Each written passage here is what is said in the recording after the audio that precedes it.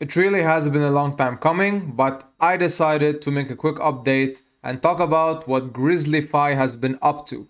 Now, there's a lot of things to discuss here, and we're gonna take snippets and just quickly mention whatever has happened since I covered this. I think has been what, like 3 months ago now. I'm not entirely sure, maybe more. I think it's most probably more, but this project is still here. I did say previously that these guys have a really serious and dedicated team behind them.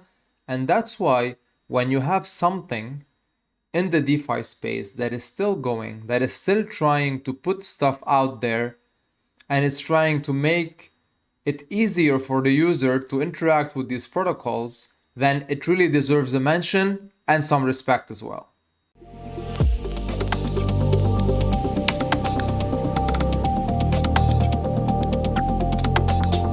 Now, something that I keep repeating over and over again, and that's that price action and market cap are not the core metrics that somebody should look at when assessing a DeFi project.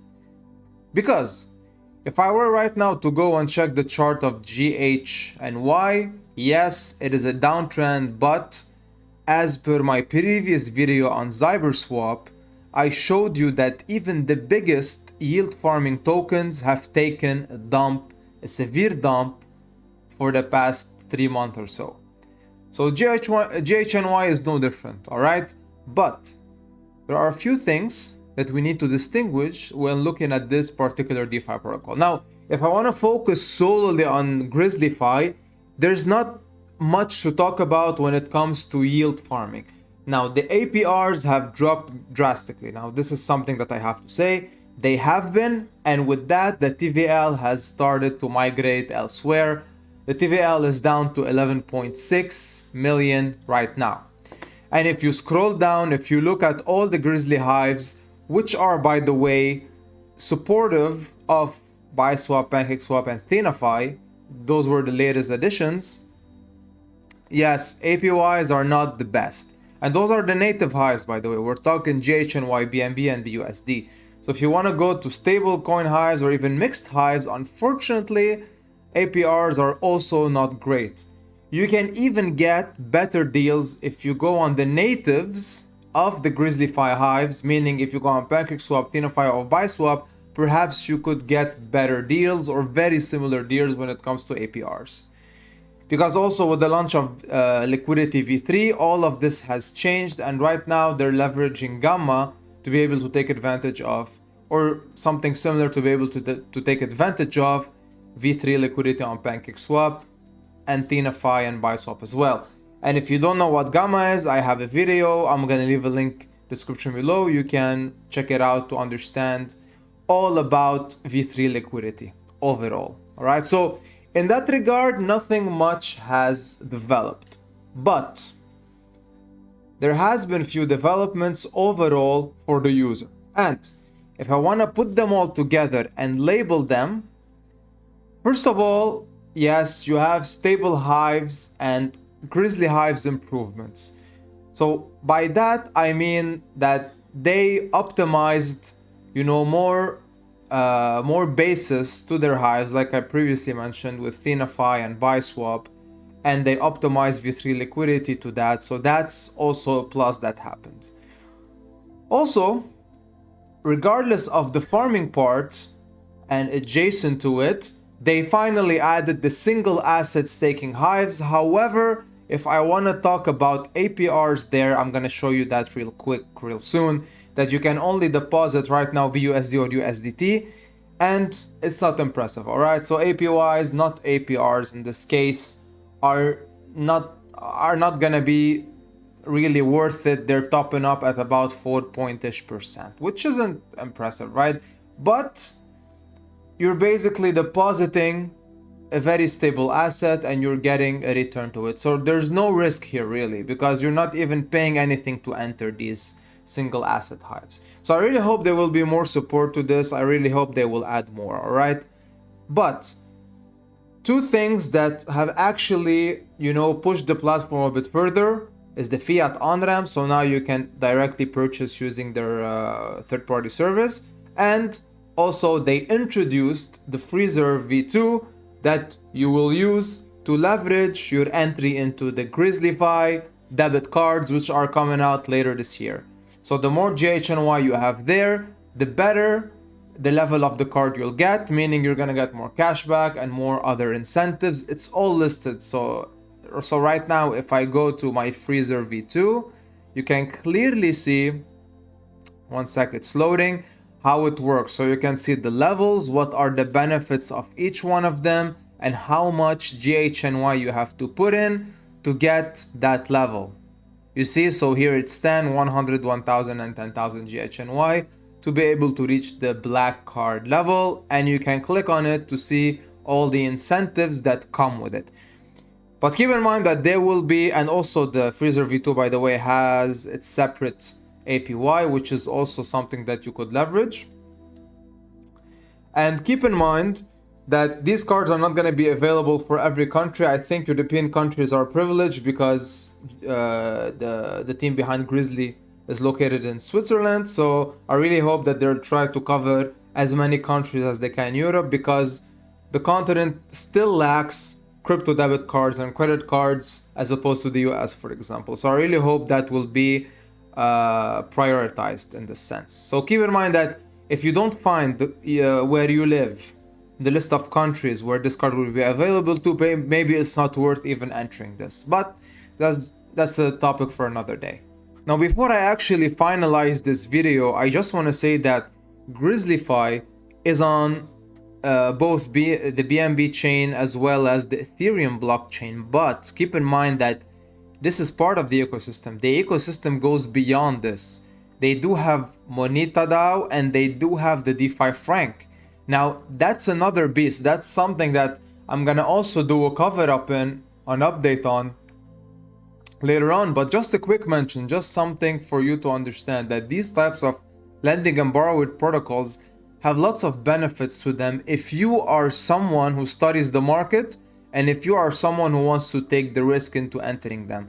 If I go right now to the Defifranc platform, I'm gonna switch to Ethereum because it's built on the Ethereum chain, otherwise it will not connect. So here I am. So here is where you borrow against Ether wrapped BTC, and you get the stable asset that they have called the Defifranc pegged to the Swiss franc, which hasn't, by the way, slipped below its peg. If you go to CoinMarketCap and if you look at the full chart ever since it launched back in November 2022, you can clearly see that it's hovering around the peg of $1.11, which is the exchange rate of 1 Swiss franc. So right now it's above peg. It might go below, but you can clearly see that it's leveling out above the $1.1 range. So this protocol has been running for some time now and it hasn't, budged even once. I'm talking about security, I'm talking about collateralization, and I'm talking about bootstrapping. And the returns are not so bad, to be honest. Like if you want to borrow DCHF against your ETH and BTC, you come here and you deposit your collateral in ETH, for example, and you can borrow at least 2,000. You cannot borrow less than that, just FYI. You have to keep in mind that your collateral ratio should be very close to the total collateral ratio of the protocol itself. And other than this metric, you have to also pay attention at this one, your liquidation price. So if and only if ETH drops to 880 CHF, not USD by the way, you can make the conversion. So that's about 1,000, I think, USD. Then your ETH is gone, but you keep your DCHF. You're not getting the same amount of DCHF as per your collateral, of course, because if you make the conversion, that would amount for about 4,000 something USD, whereas this would be about 2,200-ish. So you're getting, of course, much less if you are liquidated, but that's the risk we're willing to take. Do you really think that ETH will go that low? Then maybe you should increase your collateral to get a better liquidation price. So again, it's about your risk, and the longer you stay above that liquidation price, the longer you can leverage those DCHF either through the stability pool by depositing them and getting ETH at a very good APR. For some reason it's not visible. Let me just quickly, yeah, here it is. For a very good APR, right? So close to 16% on ETH. Remember, that's ETH. BTC 16%. Anything above 7 to 8% on these two biggest blue chip assets in the industry is a major win. So as long as you stay above your liquidation price, the returns here are pretty enticing. All right. And you can also use DCHF to provide liquidity through the Curve platform. So I'm gonna quickly do a cover up of this in a later video, but again, these protocols fly under the radar because there's not so much coverage and exposure to them, but they have been running for some time, they have been delivering, they are very secure, and nothing actually happened that exploited the smart contract or that compromised users' safety when it comes to depositing their funds. So if you do study this well, if you do understand what you're getting yourself into, and if you do understand the mechanics of a certain DeFi protocol like the Defifranc, for example, why not leverage it? All right? Because in my personal opinion, if you are somebody who uses this during a bear market where not much attention is given to this, then perhaps during a bull run, you will be in a better position, while you're stacking your blue chips via the stability pool as well, and keeping your risk tolerance in regards to not getting liquidated and going below the liquidation price. So I think overall that's all I wanted to mention. All right, this was just a short mention here because it's part of the ecosystem, and the Moneta DAO is what governs all of this, and you need to hold some of the MON tokens to enter the DAO. Unfortunately, the price has been depreciating ever since it launched.